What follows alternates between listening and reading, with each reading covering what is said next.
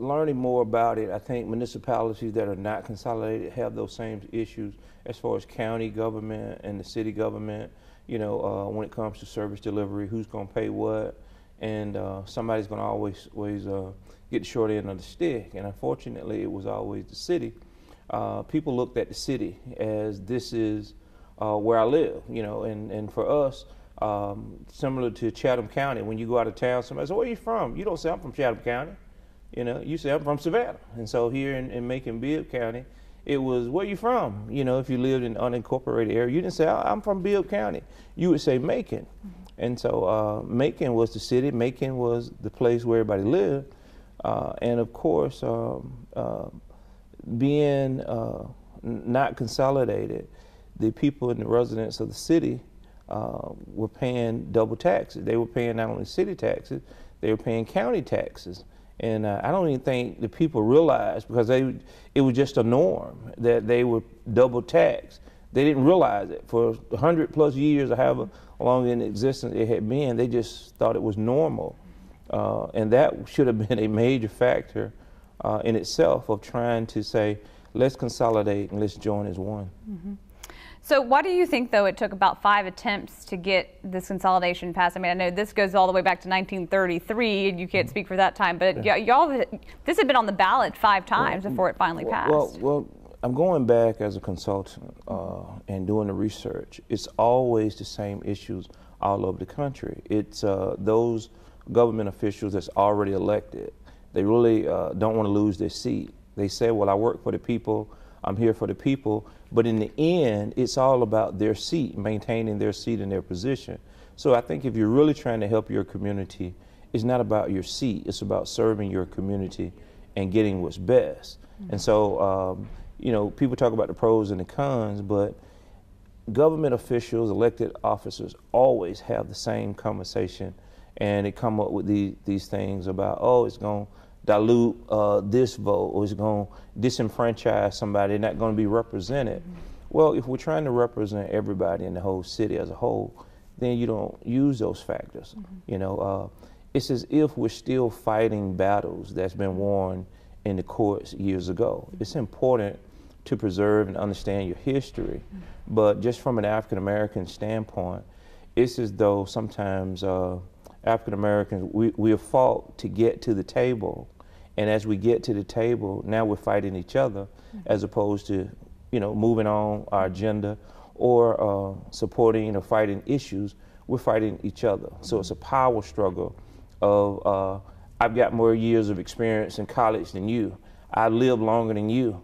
I've been around in government longer than you. So that becomes a fight, as opposed to how can we get together and resolve this issue and make it easier for our citizens to be a part of something great, something positive, where they're not double taxed and where everybody can have one law enforcement, where everybody's speaking together. The transition was 18 months after the vote. The vote was taken in 2012, and there was a task force that was put together, made up of the sheriff, business people from all sectors of the government, the mayor, the county commissioner, the county commissioner who was a part of it, the mayor.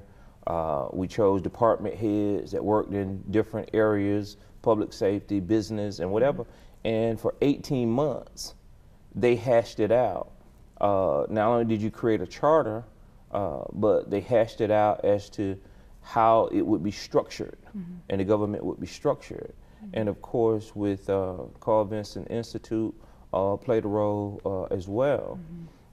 And so here's the thing that people need to understand. There's already a resolution out there.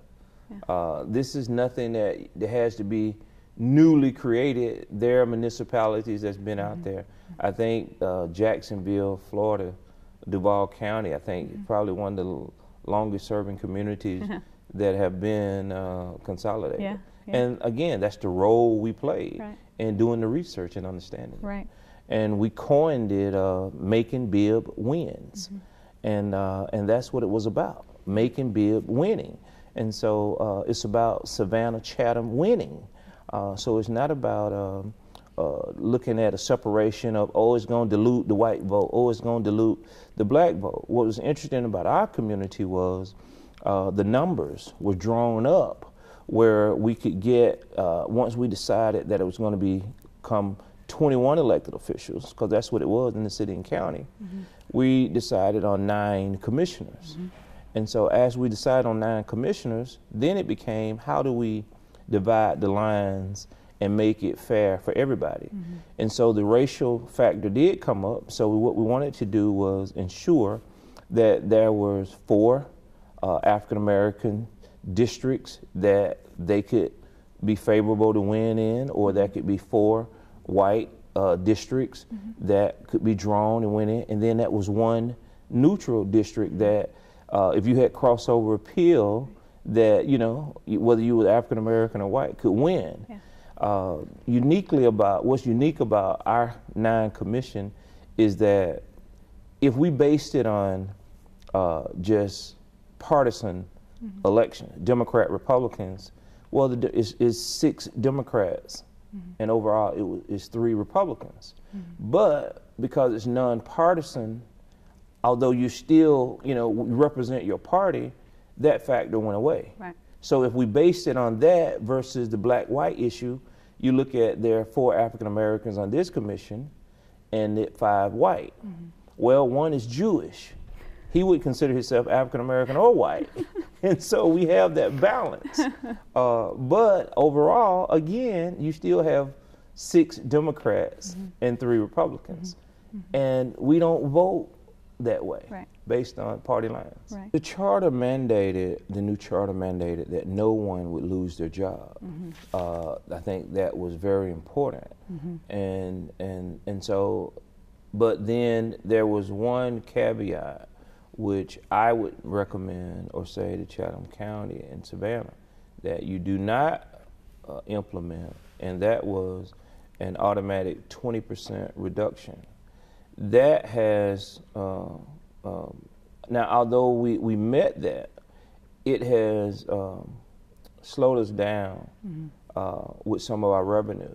And one delegation member who was a Republican, you know, just wanted something in this bill, and that was his way to get him to sign it. And he put that in the charter, reduce the charter by 20%, which I think was a mistake. Now, what was good about it is our government was able to do that and reduce it. In the charter stated we had to reduce the budget mandatorily within 5 years. Well, this government did it in 2.5 years. I think we rushed to do it. And so number one, I would say to the delegation members, don't put that stipulation in there. But we were able to get to that number. And, you know, when you want, I'll elaborate on how we got to that number as well. Because you talk about jobs and people losing their jobs. But overall, I mean, were there a lot of jobs lost as a result, looking back? Well, here's what happened. Again, the charter stated no one would lose their job. What we did to get to that 20% reduction is what we offered was, did it through attrition, which we gave those employees that had been here that I think was either age 55, had 5 years in. You had to at least have 5 years in and be age 55. And I think we even gave them a 2-year bridge that you could take a package buyout that we would pay starting off, I think, 70% of your salary. And so in weighing and looking at it, we gave them a deadline because we did not, the charter said no one would lose their job, so we didn't come in firing people. We gave people the option to take this package. It was an attractive package, and it kind of worked for us. And what we coined it as, and I like the mayor's, he would always say right size, because nobody really knows, people that work for the government, if you've got $300 million, oh yeah, everybody can get a job. We'll hire everybody. But what is right sizing? And I think prior to that, it was about right sizing and then just trying to get people to actually do their job. And a lot of our employees are doing more with less employees. And of course, we're still picking up the trash and doing all of those things that's needed. But people are still going to have issues and concerns about that.